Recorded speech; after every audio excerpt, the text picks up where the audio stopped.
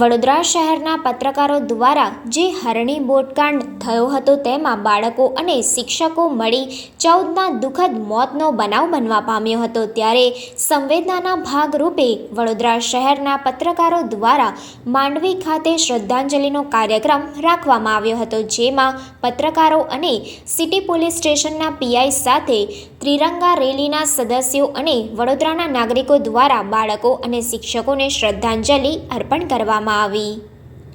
Reporter Nazir Shaikh સાથે cameraman Arif Sayyed, Secular Gujarat News, Vadodara. આજરોજ વડોદરા ખાતે હરણીમાં એક બોટ દુર્ઘટના થઈ જે સમગ્ર ગુજરાતને, સમગ્ર ઇન્ડિયામાં ખબર છે કે આ દુર્ઘટનાની અંદર ઘણા બાળકો ડૂબીને મૃત્યુ પામ્યા છે।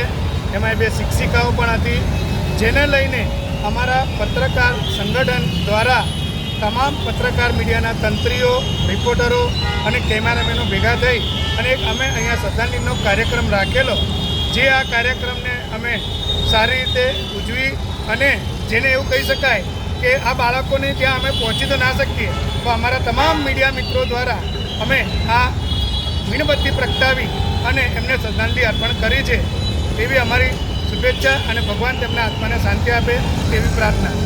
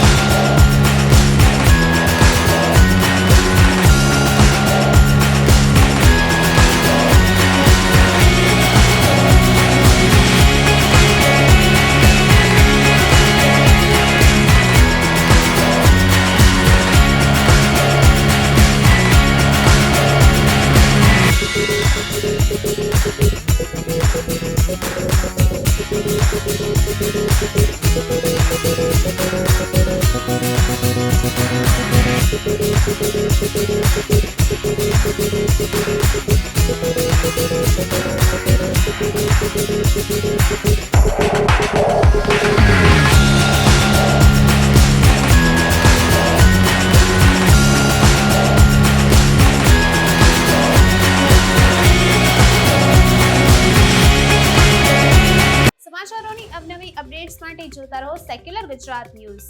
સાથે સેક્યુલર ગુજરાત ન્યૂઝ ચેનલને લાઇક, શેર અને સબસ્ક્રાઇબ કરો અને બેલ આઇકોન દબાવીને સમાચારોની ઝડપી માહિતી મેળવો।